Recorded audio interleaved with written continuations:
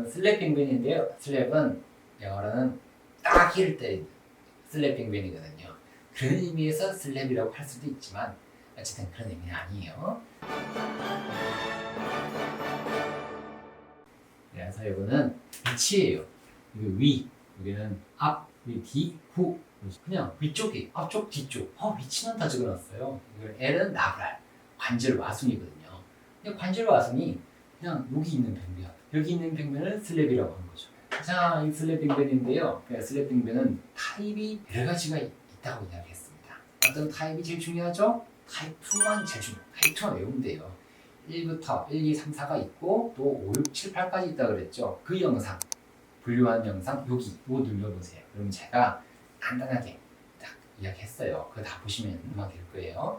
타입 2가 제일 중요한데 특히나 타입 2 중에서도 나이가 중요해요. 나이. 40세 이하 젊은 환자에서 타입 2가 임상적으로 의미가 있습니다. 불안정한 거예요. 40대 이하는 어깨를 많이 쓰잖아요. 운동도 많이 하고 던지기도 하고 농구, 야구도 많이 한 나이가 40대 이하예요. 그래서 여기가 타입 2가 있으면 불안정해서 의미가 있다. 그럼 40세 이상은 뭐냐? 40대 이상에서는 여기가 좀 아프다 그러면은 슬랩 빙변 닭이 회전근개가 파열됐다. 염증이 생겼다. 그럼 관절염에 대해서 생각을 좀 해봐야 될 나이가 40세 이상이다. 슬랩도 중요하지만 다른 것도 같이 동반빙변이 있더라라는 이야기가 되겠고, 그럼 50세 이상에서는 슬랩 빙변이 있죠. 불안정성이 있어요. 그걸 깨매이 주는 수술을 합니다. 그런데 하더라도 별로 이득이 없어요. 열심히 수술했는데 해도 그만 안 해도 그만 하는 나이가 50세 이상이 됩니다. 기분 나쁘지만 50세 이상에서 야구 세게 던지는 분들 없잖아요. 테니스를 치더라도 50세 이상에서는 그냥 벌벙설벙 치죠. 살짝 그에 맞게끔 치는 나이가 50세 이상이 되는 거예요. 그때는 슬랩 빙변보다는 회전근개가 더 안 좋아요. 슬랩은 공업을 해도 큰 의미가 없다. 그렇게 보셔야 됩니다. 자, 그런데요. 슬랩이 꼼꼼한 진단하죠. 꼼꼼한 진단. 자세한 병력 청취, 이학적 검사가 중요하거든요. 특히나 던지는 운동선수 있죠. 시정한 외상 후에 발생하는 임상적으로 의미 있는 슬랩을 진단하기 위해서는 꼼하고 자세하게 병력을 물어보고요. 세밀하게 이학적 검사를 다 해봐야 돼요. 나중에 다 할 거예요. 이런 걸 다 해봐야 됩니다. 야구 선수가 왔더라. 꼼꼼하게 잘 해가지고 이것이 슬랩이냐, 어깨 탈구 증상이냐, 회전근개 질환이냐, 염증이냐 이런 것들을 반카트 질환까지 다 확인을 해봐야 되겠죠. 일단 간단하게 증상을 살펴보면요, 슬랩 빙변은 앞쪽이 아파요. 전방이 아프더라. 귀를 돌릴 때 클리킹, 뭔가 틱틱 걸릴 수가 있고 소리가 납니다. 파핑이라고 하죠. 소리가 난다는 거죠. 그리고 기능적으로 좀 따라줘요. 기능적인 자아. 뭔가 이상하게 속도도 안 나고 컨트롤도 안 되고 피로하고.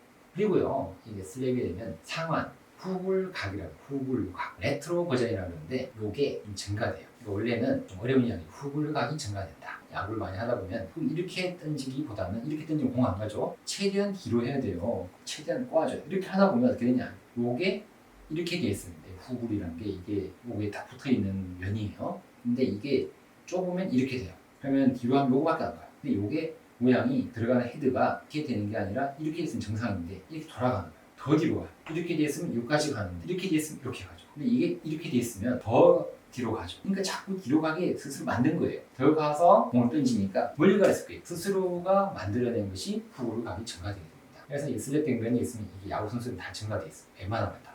그래서 이런 게 있어요. 데드암 신드롬. 데드암, 이건 뭐냐면요, 이런 공을 던지는 그런 야구 선수에서 반응입니다.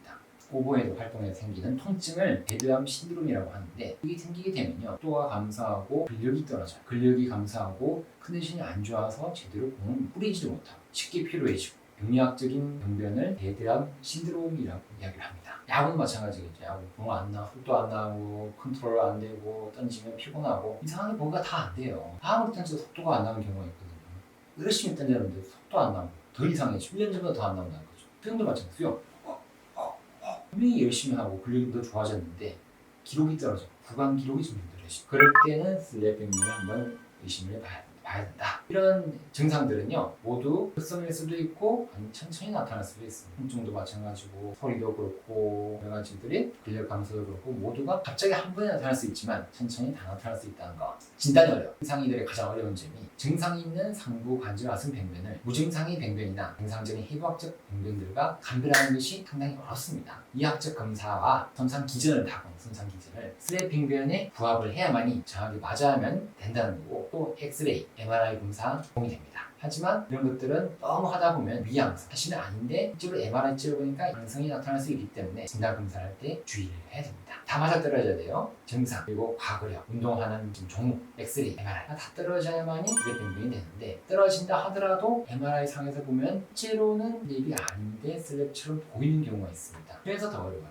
메커니즘을 잠깐 살펴보면 손상 이전 팔을 쭉 펴가지고 신년이라고 하죠. 이런 상태로 멀리 공을 찝을 때 어떻게 돼요? 이렇게 하죠. 팔을 뻗어요. 이걸 우리가 신년이라고 해요. 견인. 이 상태로 뭔가 떨어지게 되면 바닥에 공 잡으러 갈 때 이렇게 하다가 떨어지면 팔이 쭉 늘어나요.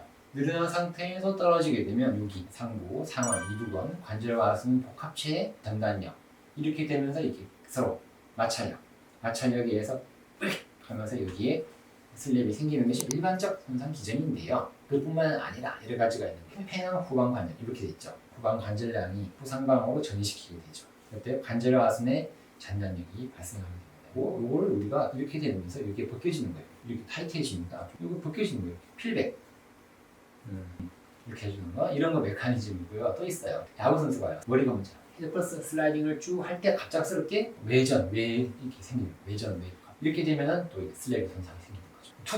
투구 할 때 이렇게 되죠. 그리고 레이트 코킹, 이 단계 레이트 코킹이에요. 최대한 이렇게 단계에서 갑자기 가속되는 이 단계, 레이트 코킹에는 갑자기 이 단계에서 여기 또 생긴다. 이렇게 돼서 같이 움직일 때 이때 슬랩 손상이 생기는 구간이에요. 그리고 또 투 종작할 때 마지막에 공을 다 던지고 팔로스로 동안해서 갑작스럽게 던지고 갑자기 힘을 쭉 빼죠. 감속할 때 상한을 감속시키면서 상한 이두근의 과도한 견인력이 발생합니다. 교통사고 충돌 시에 이 안전벨트를 통해 가지고 발생하는 힘이 경관절 주위에서 회전력으로 작용할 때도 생길 수가 있겠죠. 견인대에서 생기는 건데, 야구 선수에서는 이 단계에서 힘을 줄 때 마지막에 풀리고 이렇게 늘어날 때, 이때 야구할 때 많이 생기게 됩니다. 메커니즘 몇 가지 알아봤어요.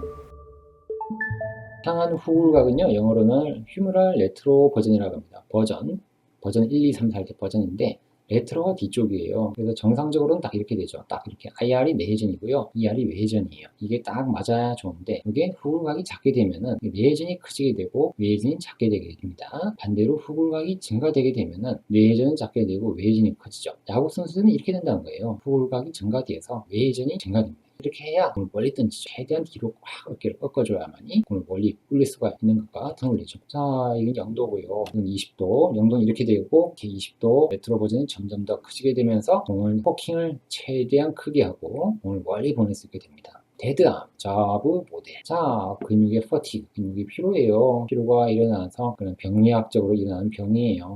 내적 충돌 증후, 어깨가 이쪽에서 한쪽에서 충돌이 일어납니다. 그리고 서브아크로미알, 견봉 밑에서도 충돌이 일어나게 되고, 이게 뭐냐면요, 이쪽에서 충돌이 일어나, 뒤쪽을 많이 꺾으니까 뒤쪽이 충돌이 생기게 되겠죠. 피곤해지면서 앞쪽까지 충돌, 뒤쪽 충돌, 앞쪽 충돌이 생기게 됩니다. 그래서 이게 생기게 되면서 관절과 가슴이 찢어지기도 하고요, 회전근개 손상이 생기기도 합니다. 데드암 신드롬은 그래서 여기 이런 자세들, 후굴각이 증가되는 최대한 외전되는 자세에서 생긴다는 개념이 됩니다. 너무 오버로드하게 이렇게 최대한 던지는 자세는 좋지 않은데요. 근데 투수 입장에서는 또 이렇게 돼요. 최대한 이렇게 공을 조금이라도 10kg라도 던져야 되거든요. 10kg가 아니죠. 1kg라도 던져야 되니까 이런 자세가 자꾸 되게 됩니다. 그렇게 되다 보면 어느 순간 피로해져서 공을 못 던지는 데드암 신드롬이 된다는 거죠. 적응했죠. 공 던지는 컨디션이 굉장히 나빠지게 됩니다. 구속이 떨어지게 되고요, 컨트롤도 안 되는 통증도 나타난다는 복합적인 개념이 데드암 신드롬이 되겠죠. 슬랩 빙변에서 생기고요, 내적 충돌 증후군, 그리고 회전근개 파열에서도 데드암 신드롬이 나타날 수 있습니다. 자,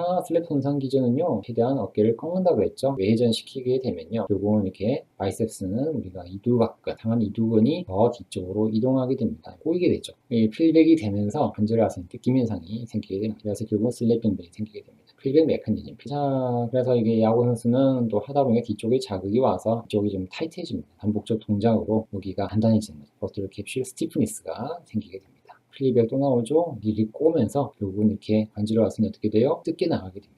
이 자세는 언제죠? 레이트 코킹. 최대한 어깨를 뒤로 많이 했을 때 이 자세에서 이게 생긴다는 거죠. 왜냐하면 최대한 외전이 많이 됐을 때 피백이 되겠죠. 슬랩 빙변의 메커니즘이에요. 최대한 어깨를 꺾게 되면 이게 생긴다. 슬랩 메커니즘, 이 자세에서 생긴다는 거죠. 최대한 꺾게 되면서 공을 딱 던지기 직전 단계, 여기서 슬랩이 제일 많이 생기게 됩니다. 있습니다. 이 자세, 맥시멀 익스터널 로테이션, 얼리 코킹, 레이트 코킹. 이 자세에서 생기고요. 공을 뿌리고 난 다음에 그다음 이 자세에서도 이게 쭉 늘어나죠. 생기게 돼요. 레이트 코킹 생기고 공 뿌리고 난 다음에 생기게 됩니다. 야구 선수는 2단계와 2단계에서 생기게 돼요. 공 뿌리기 던지 가속 들어가기 전 단계, 가속 이후 감속할 때 이 두 단계에서 슬랩이 생기게 됩니다. 그리고 또 뭐가 생긴다고 그랬죠? 이 자세, 헤드 퍼스트 슬라이딩 할 때 들어가는데 손이 여기 치게 되면 외전이 되거든요. 그러면 생길 수가 있고요. 그리고 넘어질 때 어깨가 쭉 늘어났죠. 신연됐을 때 바닥을 딱 짚게 되면은 슬랩이 생길 수가 있다는 거죠. 간단하죠? 야구하는 두 자세, 헤드 퍼스트, 넘어질 때 이런 자세에서 슬랩이 생긴다는 손상기전 메커니즘이 되겠습니다. 그림 보니까 너무 쉽네요.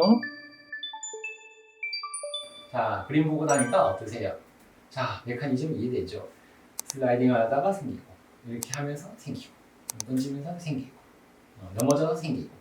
그래서 슬랩 빙빙이 생기게 됩니다. 영상 마음에 드셨으면 좋아요와 구독을 꼭 누르시면 감사하겠습니다. 오늘도 건강하고 행복한 하루 되십시오. 안녕히 계십시오.